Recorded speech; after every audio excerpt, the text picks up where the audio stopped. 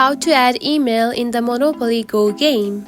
If you are wondering on how to add the email and don't know how to do it, then this video is for you. So let's get started.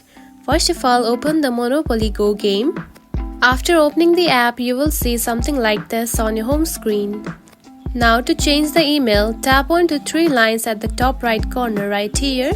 Tap on it. Then here you can find the settings option at the bottom. Now open it. After opening it, tap on to manage account right here. After that, here you can find new subscription option right here. Now tap on it. And now here you can see enter your email or register. Now tap on to enter your email and add your email just like this. Then tap on to I agree just right here and then simply register it. Now add the verification code just like this and verify it. Now wait for a few seconds and now you can see your email has been verified. Now collect your rewards. And that's it. This is how you can add your email in the Monopoly Go game. If you found this video helpful, don't forget to like and subscribe for more tips.